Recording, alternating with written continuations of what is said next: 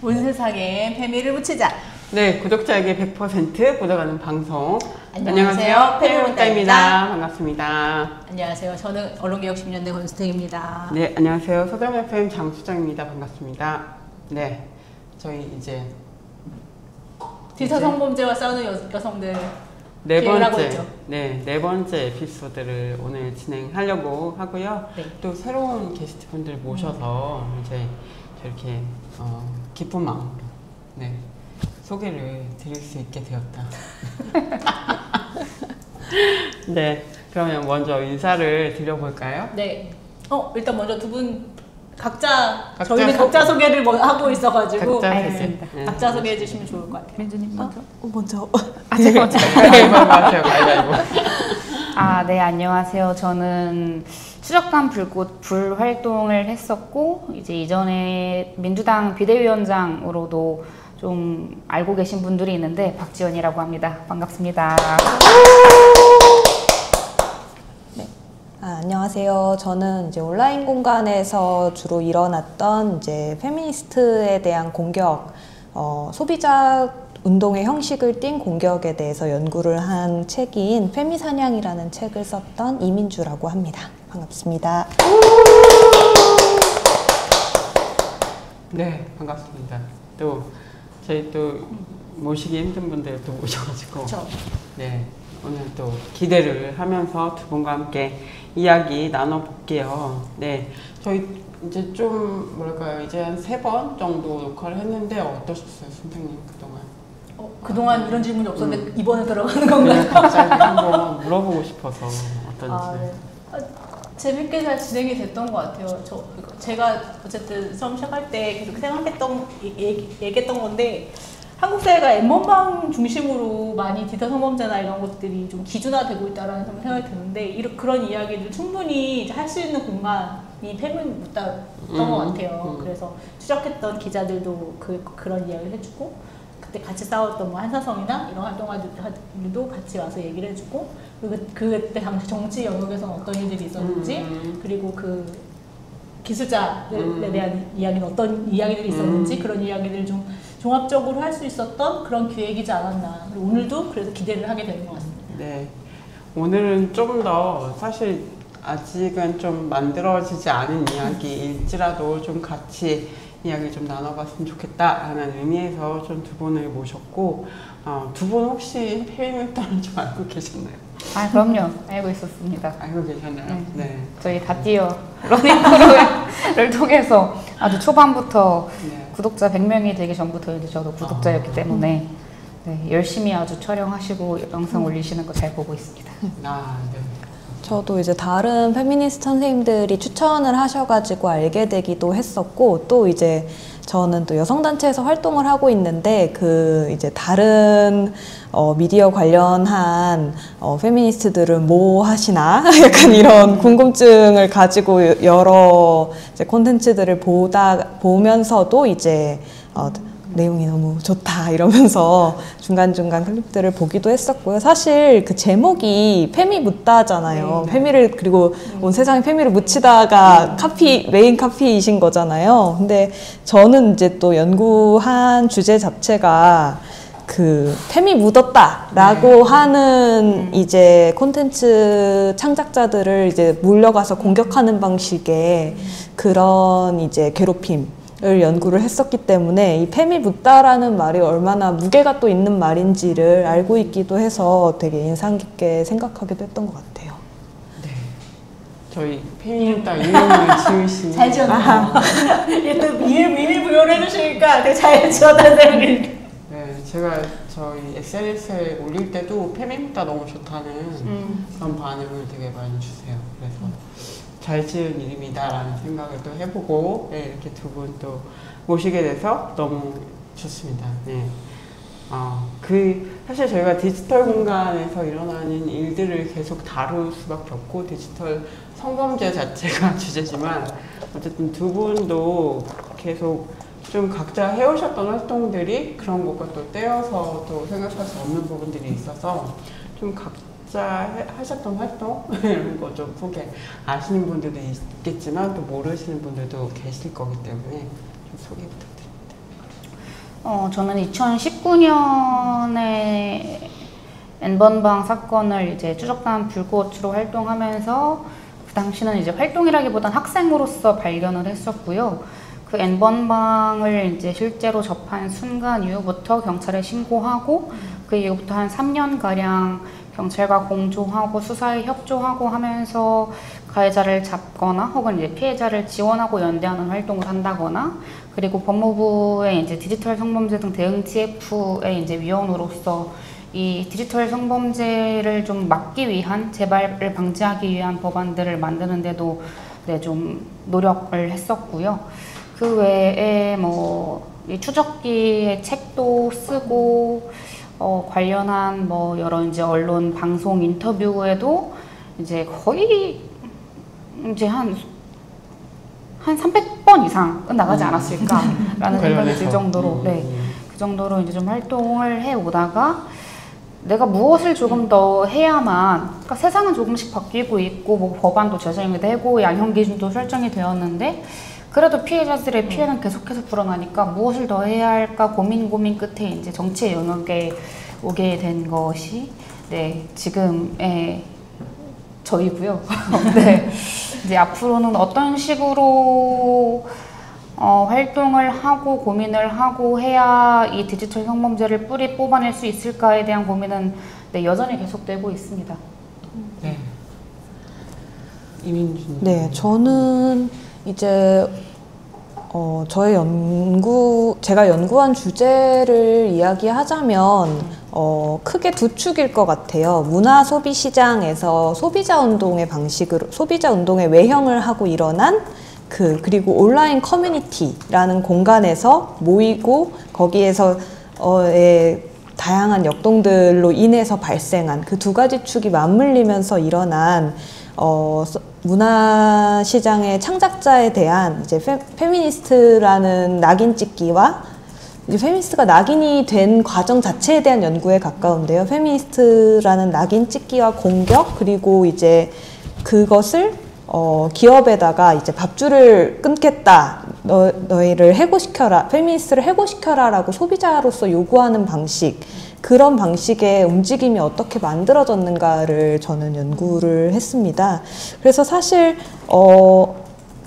저의 연구를 소개하자면 그렇고 제가 해왔던 활동이라고 하면 저는 문화 콘텐츠의 소비자이고 인터넷 많이 하는 사람이고 트위터 많이 하는 사람이죠. 그렇다 보니까 디지털 공간과 떼어서 생각할 수가 없을 것 같은데요. 제가 계속 소비자로서 제가 좋아하는 창작자들이 어떤 그런 페미니스트라는 이유로 또는 여성으로서 어떤 의견을 표출했다는 이유로 낙인이 찍혀서 사회경제적인 어떤 지위를 잃게 되는 과정을 계속해서 봐왔고 이것에 대해서 무언가 해야 된다라는 마음을 갖게 된 아주 많은 페미니스트들 가운데 하나로서 그런 연구를 하게 됐다고 말씀드릴 수 있을 것 같습니다. 네, 페미사냥이라는 또 책의 저자로도 많이 알고 계실 것 같고요. 네, 또 책도 보면 아시겠지만 되게 디지털과 하나 된 그런 정체성을 가지고 계신 디지털 네이티브라고 해야 되죠. 훨씬 더 그런 뭐랄까요, 당사자 입장에서 쓰인 글이어서 저는 인상적이었는데 어쨌든 오늘도 그런 어떻게 보면 밖에 있는 시선이라기보다는 안에 함께 있는 시선으로 저희가 또 이야기를 해볼 수 있지 않을까 그런 기대를 좀 해봅니다. 네. 네, 사실 좀 더 얘기를 해보자면 정말 그 N번방 그리고 또 아까 말씀하셨던 그런 게임 업계에서 또 그런 업무 직을 가지고 또 이렇게 하는 그런 정말 중요한 일들이 많이 일어났던 시기에 이제 싸움 한가운데 계셨던 건데 그리고 또 목격하시고 기록하시고 이런 활동들을 하셨던 건데 그 시간을 이제 지금 되돌아보신 때 이제 몇 년이죠? 2019년 6년 전입니다. 6년 전이니까 좀 중요했던 점, 지금 생각해도 참 중요한 싸움이었다 이렇게 할 수도 있을 것 같고 이런 건 좀 아쉬웠다 이런 것들이 좀 있으신지 궁금해요. 네. 2019년이 6년 전이니까 24살이거든요. 그 당시 제가. 네. 네, 뭐 지금도 젊은 나이긴 하지만 정말. 네, 여전히 젊지만 방금 전에 그 시작하기 전에 저 아홉수인 것 같아요. 이렇게. 안 좋은 일이. 네. 그 당시에는 정말 물불 안 가리고 이 사안을 인지하고부터는 내가 할 수 있는 그 모든 것을 다 했었던 것 같아요. 어떤 아쉬움도 없이. 당장 그 수천 명의 가해자들이 피해자들을 실시간으로 정말 가해를 하고 있는데, 인격을 모독을 하고 있는데, 그 상황 속에서 뭐 경찰에 신고하고 이 사람들을 체증하고 거기서 한 명이랑도 더 대화를 하면서 이 가해자들이 본인의 인적사항을 조금 더 캐낼 수 있도록 이제 어떻게 보면은 함정 수사를 하는 거죠. 그렇게 유인하고 해내는 것들, 그리고 피해자가 본인의 피해를 인지하지 못한 상황일 때가 굉장히 많잖아요. 이제 특히 집회이크 범죄 같은 경우는 피해자가 본인이 피해자인지 모르는 경우가 많으니까. 근데 그 당시에도 그런 상황이 정말 빈번했었거든요. 그럴 경우에 어떻게든 이 피해자들에게 피해 사실을 알려서 더 이상의 추가 가해를 막아야겠다라는 그런 상황들이 있었어서, 뭐 모든 SNS, 뭐 페이스북, 인스타그램, 트위터 뭐 등등을 뒤져가지고 피해자분의 연락처를 알아내가지고 지금 이런 상황인데 뭐 일단 계정을 비공개하시고 이 체증문 넘겨드릴 테니까 경찰에 신고하자라고 해서 이제 경찰에 신고하시고, 근데 물론 이제 경찰의 신고가 받아들여지지 않아서 저희랑 연락 중에 이제 경찰분들에게 다시 연락해서 가해자를 검거한 사안도 있었고, 뭐 이제 이런 식으로 활동들을 해 나가면서 그래도 그 당시에도 이제 여러 번 느꼈던 감정이지만 지금 당장 죽어도 여한은 없겠다. 그래도 내가 이 사안을 그냥 목격자, 방관자로 끝나는 게 아니라 이 사안을 해결하기 위해서 뭐라도 한 사람이니까 그래도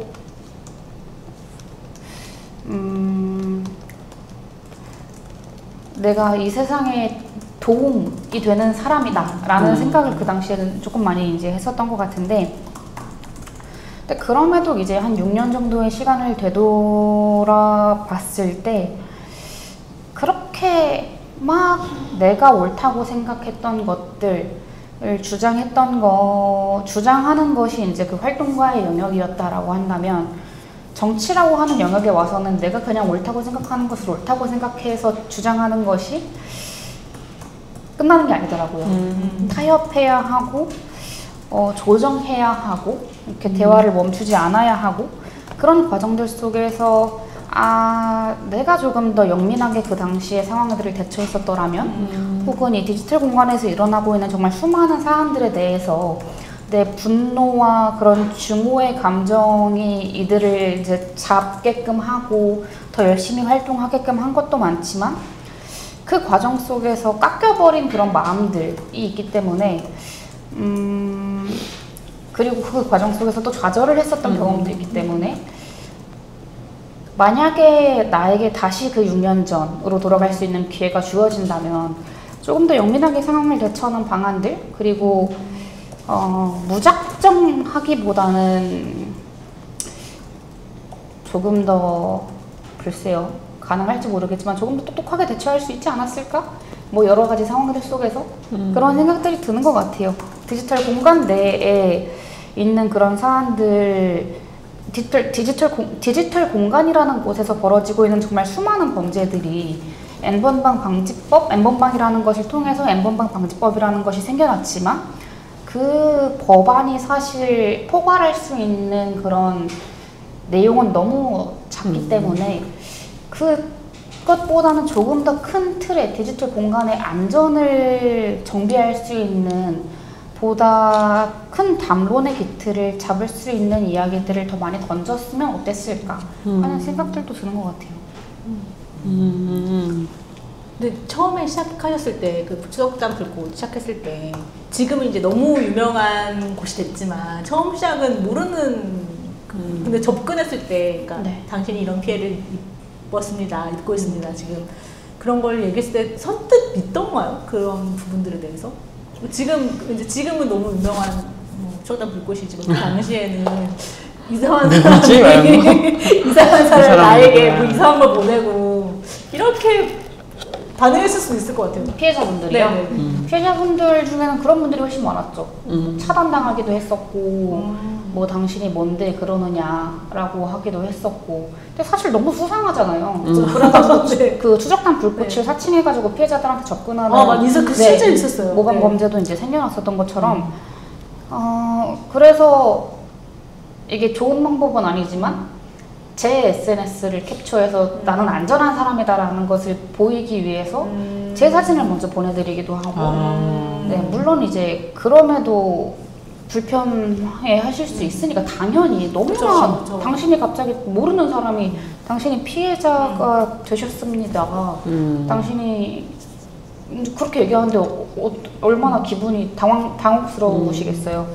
근데 그 지점에 있어서 근데 그래서 고민이 많았던 것 같아요.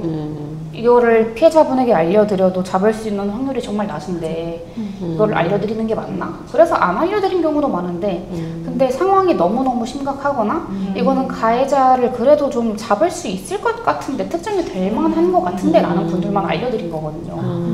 네, 그래서 모든 분들에게는 그렇게 연락을 드릴 수는 없었고 당연히 너무 많았기 때문에 그 과정 속에서 뭐 오는 후회라던가 라는 그런 건 없지만 지금 이제 주신 질문을 듣고 이제 생각을 해보면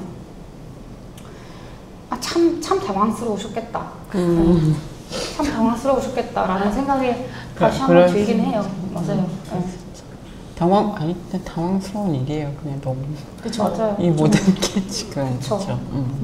어쨌든 일상생활, 그러니까 내 일상에 큰 변화가 생기는 사건인 거잖아요. 그렇기도 하고, 그쵸.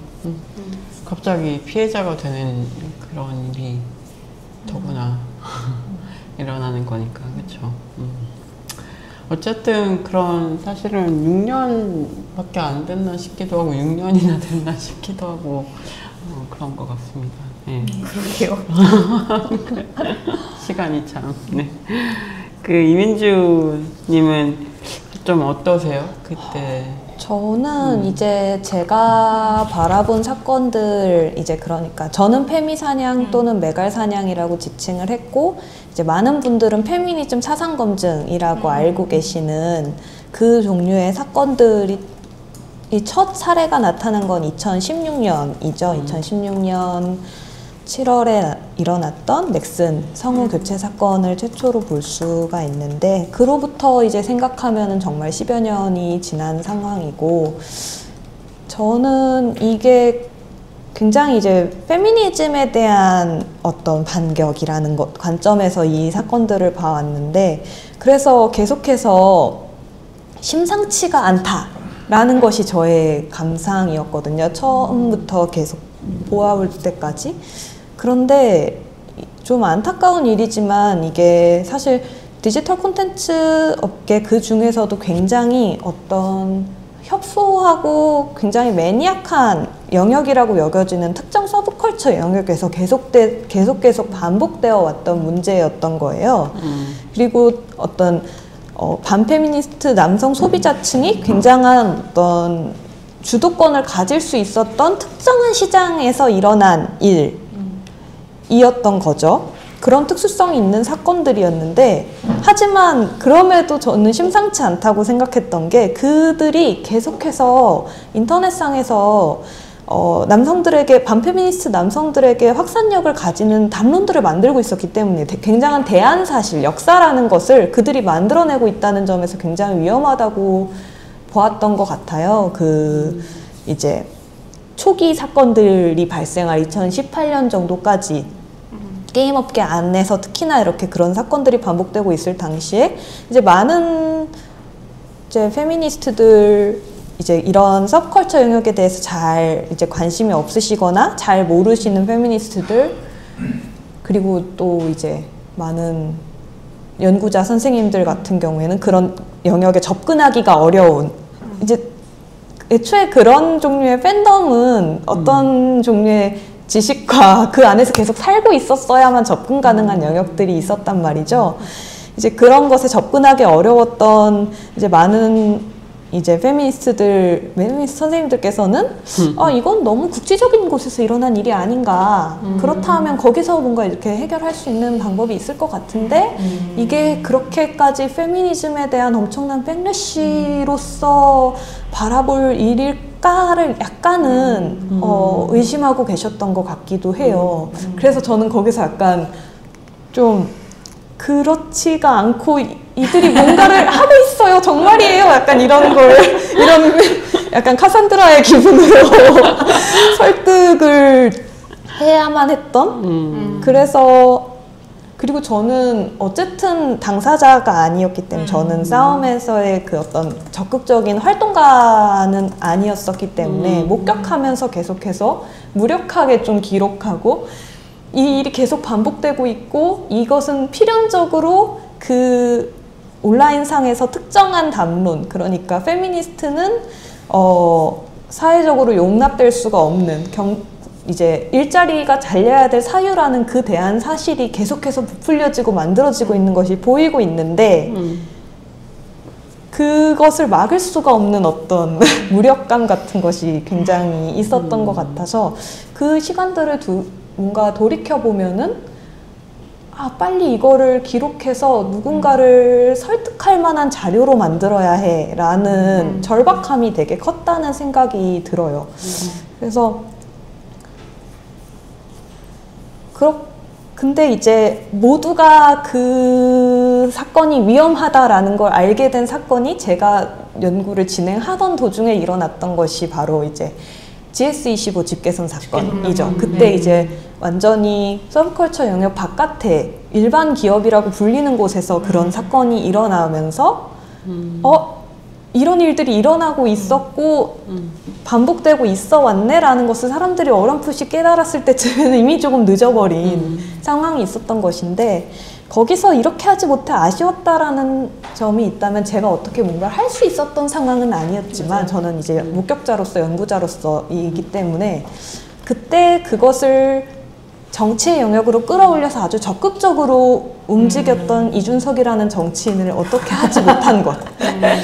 우리는 그때 물론 모든 페미니스트들이 이준석을 어떻게든 하기 위해 최선을 다했습니다만 그럼에도 불구하고 덜 했나 봐. 네, 그럼에도 불구하고 지금의 이런 혐오 자원들을 먹고 그가 너무나 커버린 것. 그러니까. 그런 것들이 굉장히 안타깝다고 생각하고 또 하나의 아쉬운 점은 저는 사실 여성들의 이야기를 좀 많이 하고 싶어 했고 듣고 싶었어요. 왜냐면 저는 여자들의 관심이 많습니다. 그렇기 때문에 그 이야기를 계속해서 드러내고 싶었고 사실은 처음 연구를 하기 시작했을 때도 피해자분들의 이야기를 드러내고 인터뷰하는 것이 저의 처음의 설계였었거든요. 그래야만 이것이 정말 큰 문제라는 것을 드러낼 수 있다, 경험으로 라고 생각했는데 이 문제의 고유한 특성이 뭐냐면 아까 전에 박지연 선생님께서 피해자가 피해를 당한 줄 모르는 문제라고 하셨는데 이 문제 같은 경우에는 모두가 피해자를 알아요. 네, 알지만 상징적으로 마치 마녀사냥처럼 본보기로 누군가를 공격하는 문제이기 때문에 모두가 피해자를 알고 피해자는 그래서 모두에게 잊혀지기를 바라는 경우가 많아요. 왜냐하면 그 사실이 자신이 페미니스트로서 이렇게 공격받았다는 사실이 다시 끌어올려지면 다시 한번 공격의 대상이 되는 경우가 많거든요. 그렇다 보니까 인터뷰에 응하기가 좀 어렵다라고 말씀하시는 분들이 되게 많았고 그래서 그렇다면 내가 할 수 있는 게 뭘까 하다가 이제 남성 소비자들의 역동을 연구하는 방향으로 틀었던 것인데 네, 여전히 나는 그럼에도 불구하고 그때 고군분투했던 여성들의 이야기를 더 하고 싶었다라는 아쉬움이 좀 있죠. 그러네요. 저는 좀 그런 여성들의 이야기를 앞으로 어떻게 할 수 있을까 이게 조금 고민이고 앞으로 우리가 좀 나눠야 될 이야기라는 생각을 하고 있는데 좀 그렇습니다. 일단 요거를 이제 좀 이따가 얘기하실 때 조금 더 힌트를 주시면 좋을 것 같고요. 다음 질문은 그걸 통해 개인적으로 잃은 것과 얻은 것에 대해서 제가 여쭤봤는데 어떠신지. 제가 N번방 사건 취재할 때 그 텔레그램은 네. 내 전화번호부에 있는 사람이 텔레그램에 가입하면은 땡땡땡님이 가입했습니다 이렇게 뜨잖아요. 그렇죠. 근데 그 당시 취재하던 당시에 저랑 네팔 해외 봉사를 같이 한 달 동안 이제 다녀왔던 저보다 한 4살 많았던 오빠가 있었어요. 근데 그 사람의 이름이 새벽 3시쯤 이제 체증하고 있을 때 땡땡땡님이 가입했습니다 떠가지고 에이 설마 하면서 제가 이제 체증하고 있던 추적하고 있던 방들을 살펴보는데 그 방 중에 한 명의 이름이 있는 거예요. 근데 제가 사람을 되게 좋아해서 누구 뭐 이제 모임 같은 거나 뭐 대외 활동, 물론 해외 봉사, 국토대장정 이런 것들 가서 새로운 사람 만나고 이야기하고 되게 좋아했었거든요. 근데 한 달 동안 그냥 한 숙소에서 24명이 막 거기 뭐 세탁기도 안 돼, 전기도 안 들어와, 화장실 불도 안 들어와 이런 데서 지내면서 얼마나 친해졌겠어요. 근데 그런 사람 중에 한 명이 이 N번방 중에 하나에 들어와 있다라는 걸 이제 본 순간 내가 믿을 수 있는 사람은 이제 없구나. 그 이후에 그냥 지나가는 사람들 중에서도 가해자가 있을 수 있겠구나. 그러니까 인간에 대해서 기본적인 애정과 사랑이 그 사건을 계기로 저한테는 되게 세상은 내가 생각했던 것만큼의 그런 꽃밭이 아니구나. 이 세상의 현실을 어떻게 보면은 그때서야 이제 알게 된 거라고도 볼 수 있을 것 같고요. 근데 그럼에도 불구하고 이제 얻었던 것이라고 한다면, 그러니까 사람들이 연대하는 힘, 그리고 이제 변화의 경험. 그러니까 내가 무언가를 바꾸기 위해서 옳지 않은 것을 그래도 그리고 힘든 사람들을, 외로운 사람들을 거기서 빼내기 위해서 내가 최선을 다해서 노력을 한다면 어떠한 변화를 만들어낼 수 있는 그 경험, 저는 그 경험들이 모여서 계속해서 새로운 변화들을 만들어낸다라고 생각을 하거든요.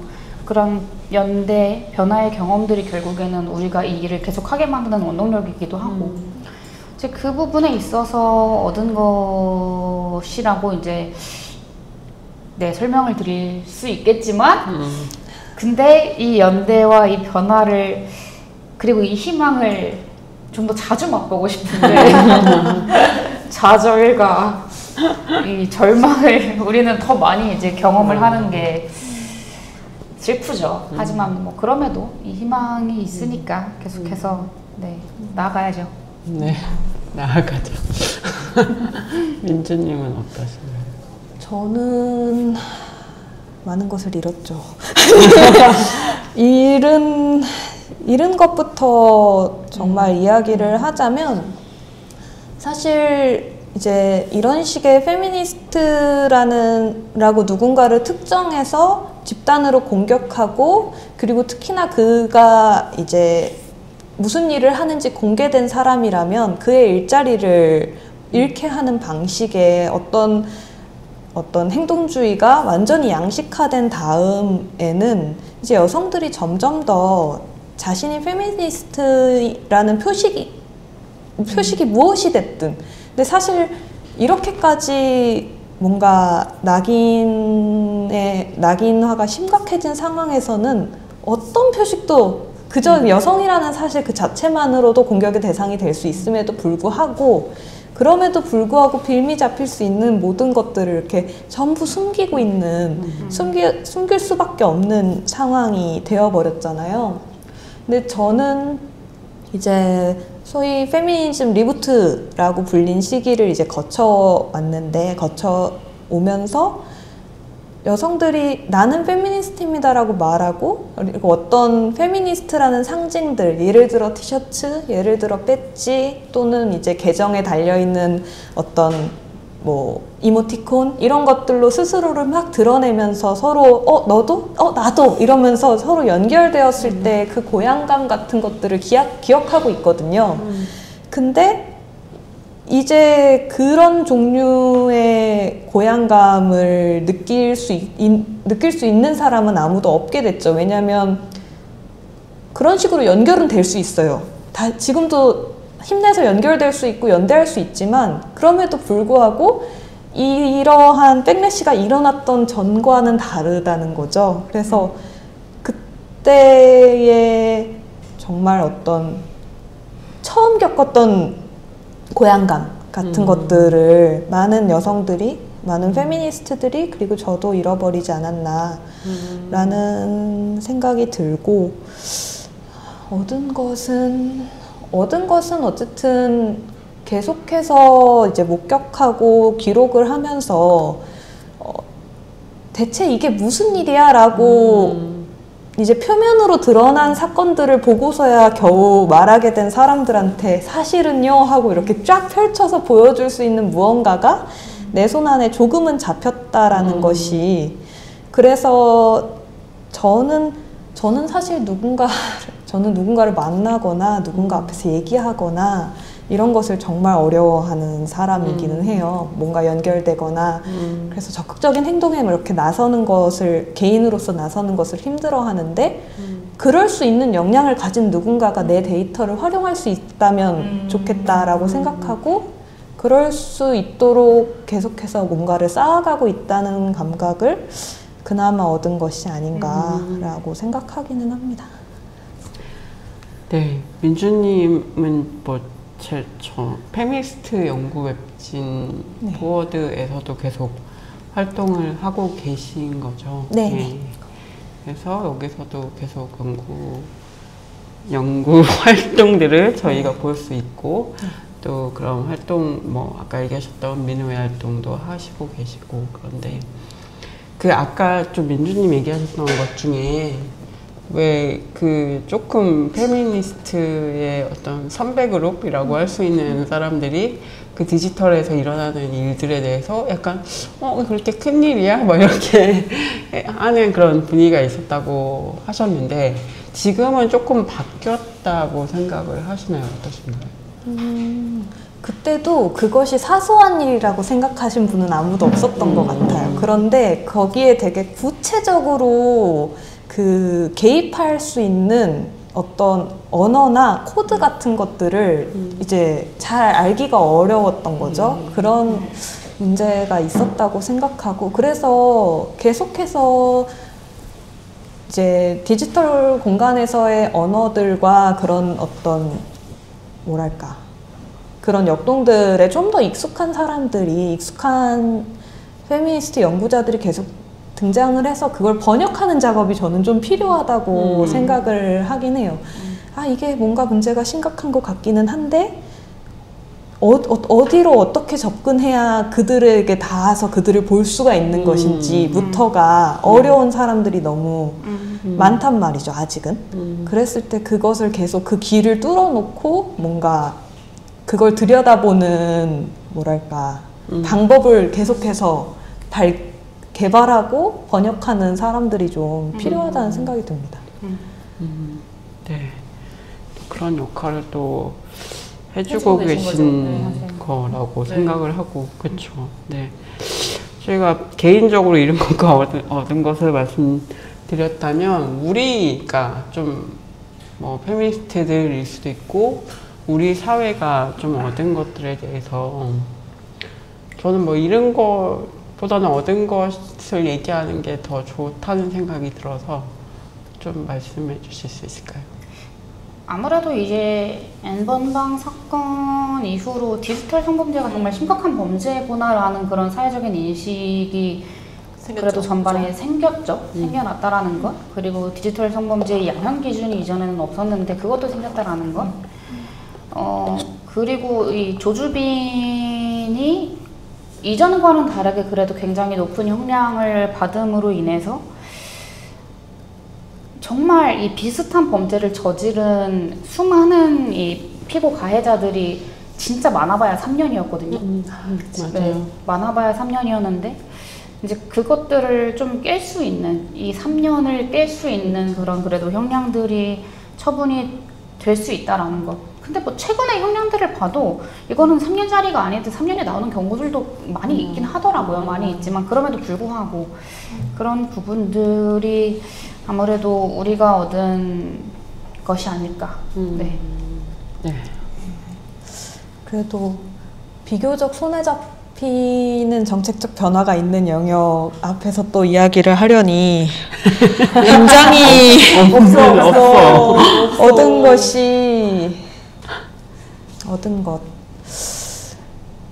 글쎄요, 이렇게 말하면 좀 속상한 일일 수도 있지만 저는 이렇게까지 백래시가 심각해진 상황에서도 이제는 정말 어떤 여대를 다닌다는 이유만으로도 누군가를 이제 해고하려고 이렇게 드릉드릉 하고 있는 사람들이 이제 생겨난 이 상황에서도 그럼에도 불구하고 페미니스트임을 말하는 사람들은 사라지지 않았다는 걸 저는 지난 탄핵광장에서 확인했다고 생각하기는 해요. 그래서 아무리 백래시가 가열차도 페미니스트가 결코 사라지거나 이 페미니즘 정치가 완전히 잦아들 일은 없다라는 저는 그런 믿음은 우리가 얻은 것이라고 생각하긴 하는데, 사실은 이런 과정 없이 얻을 수 있었다면 더 좋았겠죠. 왜냐면 저는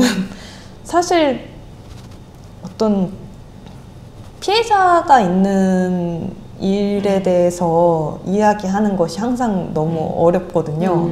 그래서 그러지 않을 수 있었다면 더 좋았을 텐데 라는 생각을 하기는 합니다. 생각해보면 집계손 사건이나 넥슨 이런 거에서는 뭔가 유의미한 변화나 이런 것들이 진전된 게 없었던 걸로 저도 계속 맞아요. 그 되도 않는 말 같지도 않은 이준석의 자기도 이제 그 남자 유튜버들이 영상을 찍을 때 어떤 뭐 음식을 하는 유튜버든 게임 유튜버든 어떤 유튜버든지 간에 이 손모양을 그렇죠. 하는 거를 아이쿠 이러면서 뭐 이렇게 짓는다거나 그러니까 자기들도 이게 얼마나 말도 안 되는 손모양인지 사실 다 알잖아요, 우리는. 근데 그것 가지고 이제 남성 혐오다라고 이제 사람들을 몰아가고 피해자들을 몰아가고 해고시키고 일자리에서 잃게 만들고 한다라는 것이 우리가 얼마나 진짜 이 말도 안 되는 내용인지 알고 있으면서도 그거를 우리 사회는 너무나 그 피해자를 전혀 고려하지 않은 채 그냥 방관? 무시해왔다는 거잖아요. 근데 그 부분에 있어서 이준석의 해악이 너무 크다. 근데 그가 뭐 저는 결국에는 본인의 입으로 망할 거라고 생각을 하지만 물론 이번 대선 토론에서도 그랬고 근데 그럼에도 불구하고 대선 토론 후보자로서 나온 것조차도 굉장히 분한 일이긴 하죠. 맞습니다. 사실은 민간, 그러니까 GS 말씀하셨는데 민간에서 이런 일이 발생하는 것들을 이제 뭔가 막기 위해서는 공론장이나 아니면 맞아요. 공기업이나 이런 데서 이런 것들이 수용되면 안 된다라는 메시지를 줘야 되는데 그 집계손 그런 것 같은 경우에는 공공기관이나 이런 데서도 너무 수용을 쉽게 해버려가지고 더 크게 맞아요. 사회적으로 뭐 전환점을 만들지 못한 그런 부분들이 큰 것 같아요. 소위 그 이제 남초 커뮤니티라고 하는 곳에서 말도 안 되는 그냥 본인들끼리의 이야기들이 공공의 영역으로 이제 정치인들이 불러일으켜 오고 또 이렇게 하다 보니까 이 부분에 대해서 우리가 너무 그런 거야 아니야? 이거 남성 혐오인가 봐 아니야? 아닌 거야? 막 이런 식으로 다루게 되니까 이게 문제가 되어버리는 거잖아요. 맞아요. 그러니까 그거를 이제 우리가 그러니까 소위 불시시라고 하는 개소리라고 하는 것들을 더 이상은 이 사회가 용납해주지 않는 그 선이 분명히 존재했었는데 그 선 자체를 이제 어떻게 보면 이준석이라는 사람이 빼버린 거죠. 그리고 만들고 있죠. 네. 그래서 사실 우리가 그리고 기업을 너무나 방만하게 두고 있다. 이 얘기를 하지 않을 수는 없다고 생각해요. 기업이 너무나 손쉽게 그 불안정한 지위의 이 노동자들을 해고할 수 있었기 때문에 일어난 일이고, 그것이 조금만 더 어려운 선택이었다고 하더라도 조금의 제도적인 장벽이 생겼을 것이라고 생각하는데 그렇게 두지 않았을 뿐만 아니라 사실 기성 정치인들이 이준석만의 문제는 아니죠. 굉장히 그 기업을 옹호한다라는 차원에서는 어느 쪽도 가리지 않고 비슷하다라고 생각을 하는데 그러면서 이제 그 오히려 기업을 피해자화하면서 그쵸. 억울하게 뭔가 그런 논란에 휘말렸다라는 식으로 이제 뭔가 그런 말하자면 개소리와 기업의 그런 징징거림에 부응해주는 그런 정치가 이제 결합되면서 일어난 일이라고 볼 수 있죠. 사실 그래서 이거는 정말 기업에 대한 제재와 빼놓고 얘기할 수는 없는 일인 것 같아요. 네. 네, 출동해야 될 것 같습니다. 해야 될 일. 내가 알기로는 민우회가 이게 끝난 사건이 아니라고 알고 있어요. 그 넥슨 앞에서 집회했던 것도 고소고발 당해가지고. 네. 그게 진행 중인가요, 아직? 네, 진행 중입니다. 벌금 100만 원이 기자회견 선고되었어요. 한 건데 이거는 집회다. 그렇구나. 지금 1심이 그러면 선고된 건가요? 네. 2심이 진행 중인. 진행 중은 아니고 이제 항소를 할 항소를. 예정. 항소할 예정. 네, 그렇다고 합니다. 이 집회심까지 다 연결되는 문제가 다 네. 연결돼 있네. 그러네요. 어쨌든 네. 우리가 자주 모여서 얘기를 해야지 거예요. 아 신경 쓸 게 너무 많은데 서로 진짜 열받게 이런 것까지 또 막 또 집회 시위 걸고 하니까 맞아. 가뜩이나 싸울 것도 많은데 이런 걸로도 싸우면 진짜 진 빠지잖아요. 정말 할 말이 많은데 근데 그런 걸로 다 시비를 거는 거지 이제 하나하나. 맞아요. 그치? 그것도 넥슨에서 건 게 아니래요. 네. 네, 넥슨에서 건 게 아닌데 그냥 이게 사건이 돼가지고 재판이 진행 중인. 진짜. 넥슨은 할 이유가 없죠. 해봤자 자기네들이 그쵸, 기고. 자기네들이. 누가 보고야? 그 세력. 그때 왔던 뭐 아, 유튜버 중 진짜. 하나라고 그때 그 세력. 추정은 되고 그렇구나. 아니더라도 너무 많죠. 그럴 만한 참 사람. 너무 많죠. 그렇군요. 뒷 얘기를 들었네요. 네, 할 일들이 많네요, 진짜. 네, 그러면 좀 마무리를 이제 저희가 해봐야 될 것 같은데 혹시 뭐 질문 있으신가요? 없어요. 네, 사실 이제 저희가 N번방 얘기로 시작을 했습니다만 N번방 이후에 이제 디지털 성범죄에 대해서 다학도의 그런 대응, 처벌도 있었습니다만 뭐 양형 기준이 마련된다던가 그런 것도 있었지만 계속 반복이 되는 문제들도 있고 디지털 안에서 여성들의 위험이 또 반복이 되고 있는데 현 시점에서의 문제는 좀 어떤 걸로 주요하게 보고 계신지 어떻게 해결까지는 아닌데 어떤 걸로 좀 생각을 하고 계신지 좀 이야기해 주시죠. 저는 2019년부터 이제 지난 6년을 돌아봤을 때 이 디지털 성범죄와 싸우면서 들었던 생각은 이거를 계속해서 정치권도 그렇고 언론도 그렇고 여성 대 남성의 싸움으로 이제 몰아가려는 경향성이 굉장히 짙어지고 있다라고 생각을 하거든요. 근데 디지털 성범죄 문제는 우리 사회가 범죄로서 이 사안에 대해서 다시는 이 범죄가 발생하지 않을 수 있게끔 재발 방지를 하는 영역, 그리고 이 가해를 저지른 그 가해자들을 처벌하는 영역, 그리고 이미 피해를 입은 피해자들을 보호하는 영역을 이제 나눠서 이들에 대한 그런 대처들이 이제 맞게 들어가야 하는 건데 이것을 마치 그냥 여성들의 문제로 그냥 치부하고 여성의 문제니까 여성들이 알아서 해 라는 식으로 그냥 뭉개지고 넘어가는 느낌인 거예요. 근데 뭐 최근처럼 뭐 그나마 이제 비교적 최근이라고 할 수 있는 딥페이크 이제 성범죄 같은 경우는 그래도 그때 이제 조금 뭐 이슈가 됐었고 또 이전에 이제 N번방이 이슈가 되고 또 딥페이크가 이슈가 되고 이런 것처럼 뭐가 하나가 이슈가 되면은 뭐 그 당시 대통령이었던 사람도 이제 뭐 해결해야 된다 뭐 여당 대표 야당 대표 너나 할 것 없이 다들 이제 문제 다 해결하겠다 뿌리 뽑겠다 하지만 뿌리 뽑히지 않았어요. 하나도 뿌리 뽑히지 않았는데 이 사람들에 대해서 물론 그 당시 문제가 되면은 너나 할 것 없이 이제 의원들이 이제 법안들 내고 하는데 그 법안들의 내용을 면면들이 살펴보면은 대부분의 형량 강화에 집중되어 있어요. 근데 이거를 형량 강화에 집중되어 있다라는 것은 이미 범죄가 발생하고 난 이후에 사후 대처를 이야기를 하는 거잖아요. 근데 우리는 이 사전에 이 범죄들이 일어나지 않을 수 있게끔 하는 그런 내용들이 보다 깊게 논의되고 우리가 어떻게 대처를 해야 할지가 좀 더 면밀히 이루어져야 하는데 사실상 지금의 가방항의에서 이런 논의를 할 수 있는 사람이 전 단 한 명도 없다라고 생각하거든요. 그러니까 그런 부분들이 좀 사실 많이 문제적이고 보완되어야 할 부분이기도 하죠. 네. 네. 가방에는 관심이 없습니다. 방송 3법 위에 관심이 맞아요. 없습니다. 방송 3법에 관심이 없죠. 네. 문제긴 문제입니다만은 참, 네.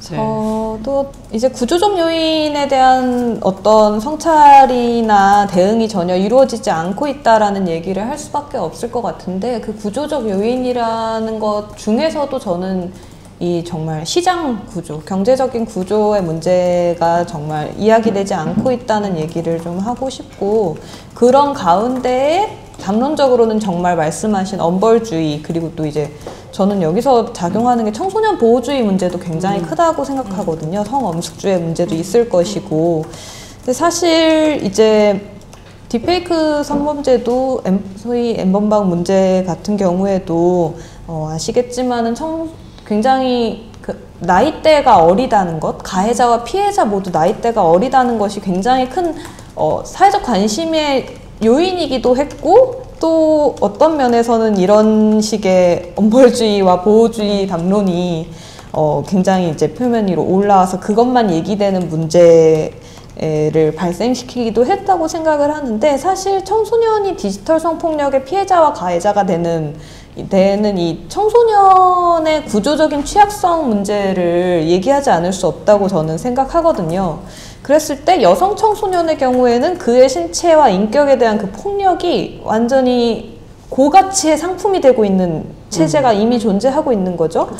그때 이제 손희정 선생님께서는 이거를 이제 디지털 고어 자본주의다라고 설명을 하셨었는데 이런 구조 안에서 그러니까 이제 폭력이 상품이 되는 구조 그 구조에서 사실 굉장히 사회적 자원이라는 게 부족한 이 가해 청소년의 상황에서 딥페이크 같은 디지털 성폭력이 굉장히 어떻게 보면 창업 자본이 아무것도 없는 상태에서 뛰어들 수 있는 왜냐하면 상품이 자기 주변에 있으니까요.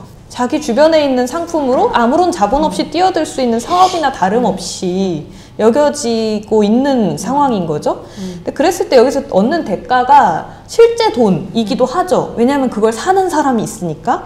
근데 그 디지털 공간에서는 굉장히 이 주목성, 관심을 받는 것이 굉장히 화폐가 되는 공간이기도 한데 그 관심경제 구조에서의 그 핵심 자본이 관심. 이거를 너무나 손쉽게 얻을 수 있는 그런 상품이 되고 있는 거죠. 여성에 대한 폭력이. 그랬을 때 이제 사실 그 남성 청소년들 같은 경우에 누군가가 이제 온라인상에서 자기를 영웅시하고 떠받들어주는 그 감각이라는 것을 굉장히 쉽게 얻기 어렵거든요. 왜냐하면 거긴 돈이 보통 드니까요. 그래서 예를 들어 뭐 게임에 얼마만큼을 완전 과금을 많이 했다 아니면은 굉장히 자기가 사회적 지위가 높다 이런 것을 과시함으로써 얻어질 수 있는 자원이 내 주변에 있는 누군가를 찍고 합성하고 신상을 털어서 유포함으로써 얻어질 수 있다는 걸 알았을 때 그리로 흘러들어가기가 너무 쉬운 구조가 지금 존재하고 있는 거죠.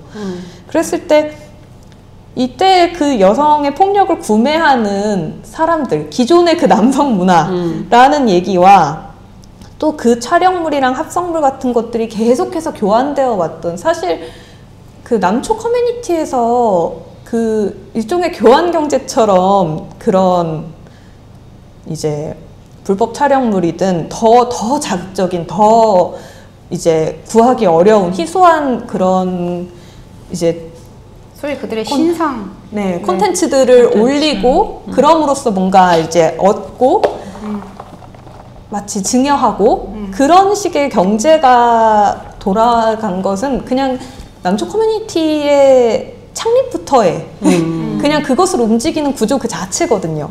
그 플랫폼을 얘기하지 않고 또 이제 성평등 교육의 부족도 얘기를 해야 되지만 애초에 청소년에 대한 교육 자체가 어떻게 이루어지고 있는가 했을 때 청소년이 어떤 정치적 자율성이나 힘 같은 거를 전혀 갖고 있지 않은 상태에서 자신이 주변에 갖고 있는 무언가의 자원을 어떻게 활용할지를 알 수 있는가를 총체적으로 좀 문제를 얘기할 필요가 있는 것이죠. 그랬을 때 저는 최근에 이제 수업 중에 스마트 기기 사용 이제 금지하는 게 법제화가 돼서 이제 다음 학기부터 시행이 된다 이런 기사를 보았는데 이런 식으로 물론 이제 거기엔 여러 가지 고려 사항이 있기도 하겠지만 어쨌든 청소년 권리를 계속 제재하는 방식으로만 뭔가 대책이 이루어질 때 과연 어쨌든 청소년의 그 구조적인 취약성이라는 거 그 가운데서 뭔가 어떤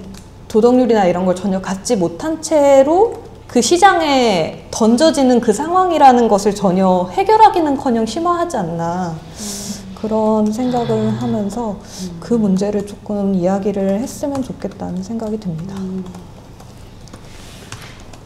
네, 사실 많이 지적을 했고 지난번에도 저희가 또 얘기가 잠깐 나왔는데 이 돈을 벌 수 있는 수단으로서의 어떤 디지털 성범죄가 지금 이루어지고 있는 것들이 가장 어떻게 보면 근본적일 수도 있다는 생각이 들고 그 점을 좀 얘기해 주셨는데 이건 어떻게 해결해야 돼? 다음 시간에 이민주 선생님께서 잘 설명해 주시죠. 계속 설명해 주실 수 있나요, 이거? 되게 모르겠습니다. 어쨌든 같이 다음 주에 또 이어서 이야기를 해보면 좋을 것 같고 이런 고민들을 좀 더 좀 나눠보는 시간을 또 다음 시간에 갖도록 하겠습니다. 네, 어떠셨나요? 네, 마무리할까요? 네, 온 세상에 페미를 붙이자. 네, 구독자에게 100% 묻어가는 방송 지금까지 페미문자였습니다.